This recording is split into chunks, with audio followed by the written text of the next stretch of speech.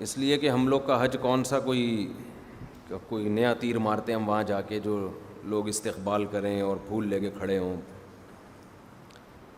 یہ بھی خطرہ ہوتا ہے کہ پتہ نہیں قبول ہوا ہے کہ نہیں ہوا. حاجی صاحبان میں ہم جب جہاز میں آ رہے تھے واپسی پہ،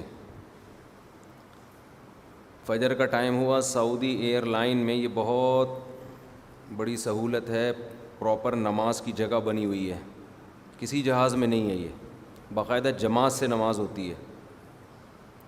تو میں نوٹ کر رہا تھا بھئی کتنے لوگ نماز پڑھتے ہیں. میرا خیال ہے کچھ 10% لوگوں نے بمشکل پڑھی ہوگی پورے جہاز میں. بہت افسوس ہو رہا تھا کہ حج کر کے آ رہے ہیں اور کم از کم سفر کمپلیٹ ہونے تک تو پڑھ لو نماز بھائی.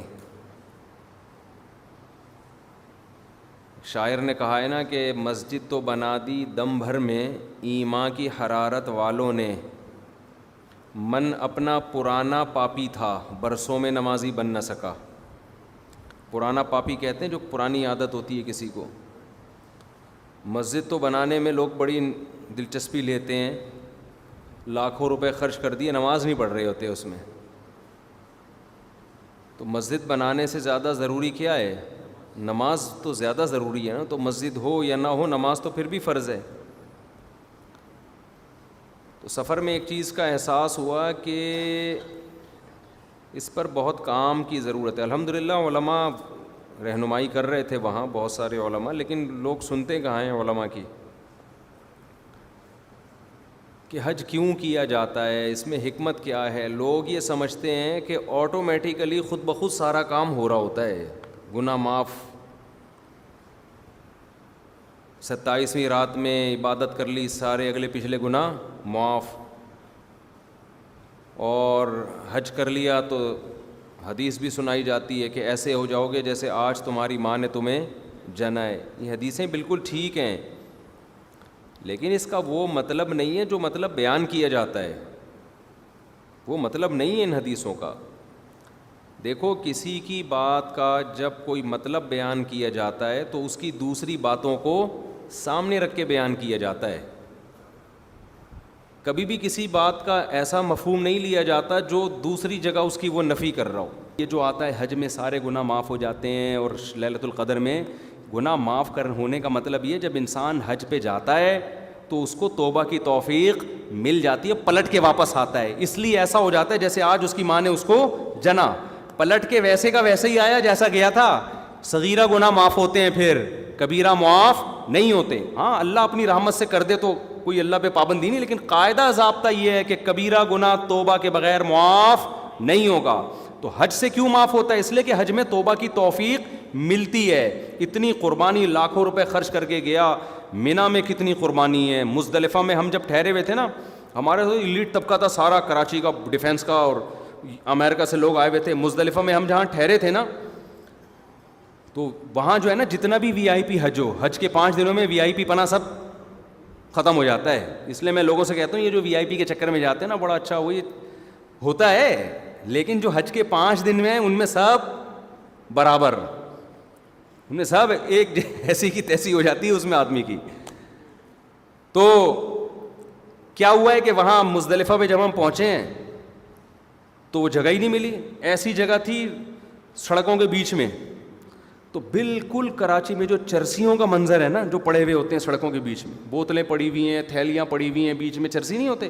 میں نے تو وہاں بیان میں ان حاجیوں سے بہت معذرت کر کے کہا، میں نے کہا میں ایک بات آپ لوگ کے بارے میں کہنا چاہتا ہوں. مینا میں نے بیان میں کہا کہ آپ لوگ جب مزدلفہ میں ٹھہرے تھے نا، بالکل کراچی کے چرسی اور ہیروئنچی مجھے یاد آ رہے تھے. ہم بھی وہیں پڑے ہوئے تھے. کتنی قربانی ہے یار.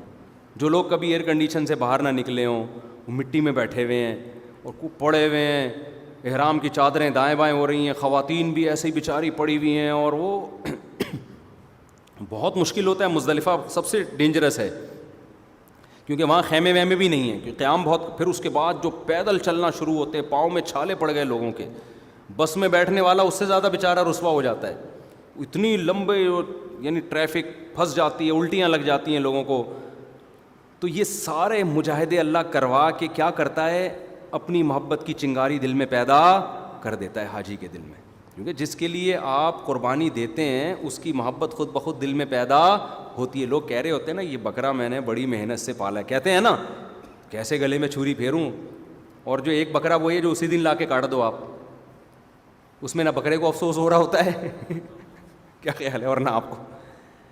جب آپ اس کو پالتے ہو, اس کی مینگنیاں صاف کرتے ہو, روزانہ نہلا رہے ہو اس کو, پھر بکرا بھی رو رہا ہوتا ہے اور کاٹتے ہوئے آپ بھی رو رہے ہوتے ہو. تو اسی طرح حاجی سے اللہ اتنی قربانی لے لیتے ہیں. پھر حج کی ساری عبادتیں خلاف عقل ہیں. رمی ہو رہی ہے, بھائی کیا ہے یہاں پہ, بس ایسے ہی ہے, ابراہیم نے رمی کی, نبی نے رمی کی علیہ السلام اور صلی اللہ علیہ وسلم, تو آپ بھی کرو. لاکھوں حاجی جا رہا ہے اور ٹھک ٹھک ٹھک, ایک ایسا ایمان والا منظر ہوتا ہے نا رمی میں, اتنی اتنی سی کنکریاں, لیکن رش کی وجہ سے ایسی آوازیں, ٹھک ٹھک ٹھک ٹھک ٹھک ایسے آوازیں آ رہی ہیں. بھئی یہ کیا ہو گیا, بس سب دیوانے ہو گئے ہیں. اللہ نے کہا چلو اب اس کو کنکری مار کے آگے بڑھو, اگلے والے کو مارو. ایک عجیب منظر ہوتا ہے, اتنا تیل نکلوا لیتے ہیں اللہ تعالیٰ, اتنا پسینہ نکلوا دیتے ہیں, اور اتنی مجاہدہ ہو جاتا ہے کہ اللہ کی محبت کی چنگاری پتھر دل میں بھی پیدا ہو جاتی ہے. اسے کچھ خیال آتا ہے یار ہم مسلمان ہیں, تو اس کو پھر توبہ کی توفیق ملتی ہے. آج کل کیوں نہیں مل رہی, بتانے والا ہی نہیں بتا رہا ہوتا کہ ہم توبہ کے لیے آئے ہیں یہاں پہ. وہ ٹریول ایجنسی نے شروع سے گائیڈ ہی نہیں کیا ہوتا, ٹریول ایجنسی میں نے یہ بتایا ہوتا ہے کہ جاؤ گے اگلے پچھلے سارے معاف. تو جو بہن کی وراثت, بعض تو بہن کی وراثت کے پیسوں سے حج کرنے جا رہے ہوتے ہیں, وہ کھا کے گئے, وہی کھا کے دوبارہ ایک اور دکان پہ قبضہ کر لیا, اگلے سال پھر معاف کرانے چلے گئے, پھر آ گئے. بھئی ایسے 1 کروڑ حج بھی کر لو گے, ایسے نہیں ہوگا حساب کتاب. حج زندگیوں کو کیا کر دیتا ہے, چینج. ہمارے حضرت ہر سال حج کرتے تھے, عمرہ بھی کرتے تھے. پھر جب حج مشکل ہو گیا تو پھر عمرہ شروع کر دیا حضرت نے. عمر بھی زیادہ ہو گئی تھی, مشکل ہو گیا تھا. تو اتنے پرہیزگار تھے, اتنے رونے دھونے والے, اللہ کی یاد میں, گناہ سے بچنے والے. لیکن ہمیں یاد ہے حضرت عمرے سے واپس آتے ہوئے فرما رہے تھے کہ مجھے شرم آ رہی ہے واپس جاتے ہوئے. اللہ کہے گا جیسا گیا تھا کہیں ویسے ہی اب ویسے ہی آ گیا, تو کچھ تبدیلی نہیں آئی تیرے اندر. تو حالانکہ وہ تو پورے دین پہ چلتے تھے. ان کو یہ خوف تھا اپنے بارے میں کہ کہیں اللہ یہ نہ پوچھ لے کہ تو میرے گھر کی زیارت کر کے آیا ہے, اب بھی ویسے کا ویسا ہی ہے جیسا پہلے تھا. تو یہ جذبے سے جب آپ جاتے ہو نا عمرہ کرنے, حج کرنے, پھر جو آپ کے اندر تبدیلی آتی ہے, تو واقعی وہ تبدیلی آپ کے گناہوں کو ایسا صاف کر دیتی ہے کہ یوم ولدت امہ, جیسے آج تمہاری ماں نے تمہیں جنا ہے. اور اگر آپ گئے اور ویسے کے ویسے ہی واپس آ گئے, وہی نمازیں گول ہو رہی ہیں, وہی ماں باپ کے ساتھ بدتمیزی, وہی سٹے لگ رہے ہیں, آتے ہی گٹکے کی دکان پہ گیا حاجی ٹھیک ہے نا. ہم جب حج پہ ابھی آ رہے تھے, ہمارے ساتھی تھے نا, تو وہ سعودی ایئر لائن میں LCD لگی ہوئی ہوتی ہے, تو وہ بٹن ان کا لگ گیا, فلم لگ گئی اس پہ نا, غلطی سے بٹن دب گیا, بیچارے نے جان کے نہیں کیا. اب وہ بٹن دبانے, فلم ہٹ ہی نہیں رہی. وہ بیٹھے ہوئے ہیں نا, اب وہ سامنے ہی لگی ہوئی ہے اور انڈین فلم چل رہی ہے. اب لوگ کہہ رہے ہیں بھائی, مجھے اچھا لگا لوگوں کا یہ نا, لوگ کہہ رہے ہیں بھائی 40 دن تو گزرنے دیتا, حج سے تو واپس جا رہا ہے, 40 دن تو گزرنے دے, اس کے بعد دیکھ لینا. وہ کہہ رہا ہے یار غلطی سے بٹن دب گیا, بند نہیں ہو رہا مجھ سے, واقعی نہیں ہو رہا تھا ان سے نا کہ کون سے بٹن سے بند ہو. ہم نے بھی پھر, ہمارے تھوڑی گپ شپ ہو گئی تھی, ہم نے بھی تھوڑا مذاق شروع, ہم نے کہا یار ابھی اس شیطان کو پتھر مار کر آ رہے ہو, ابھی پتھر مارے شیطان کو, اور آتے ہی شیطان کو فالو کرنا شروع کر دیا. کہہ رہے مجھ صاحب غلطی سے بٹن دب گیا یار, ہل نہیں. خیر وہ کسی نے ریموٹ سے ذریعے پھر وہ چینل چینج کیا. تو میں نے کہا چلو اتنا احساس ہے کہ یار فلم 40 دن کے بعد جا کے دیکھ لیں, ابھی کم از کم فلم فوراً تو نہ دیکھیں نا, ابھی تو گھر پہنچے نہیں ہیں, ابھی سے فلمیں شروع ہو گئی. تو لیکن بہت سے لوگوں میں یہ جذبہ نہیں ہوتا. بعض لڑکیاں یہ کرتی ہیں, پورا وقت اسکارف میں گزرا, اور جیسے ہی واپسی کا سفر ہوا ہے بال کھول لیے بالکل اسکرٹ, اور اسی اسٹائل میں آ گئی بالکل جیسے کچھ ہوا ہی نہیں. یار تھوڑا سا تو خدا کا خوف کرو یار, کچھ تو تبدیلی پیدا کریں. انٹرٹینمنٹ تھوڑی ہے حج, کوئی تفریح کے لیے تھوڑی گئے تھے آپ.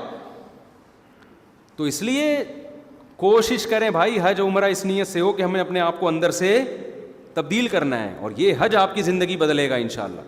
تو یہ جذبہ ہوگا تو پھر گناہ بھی معاف ہوتے ہیں.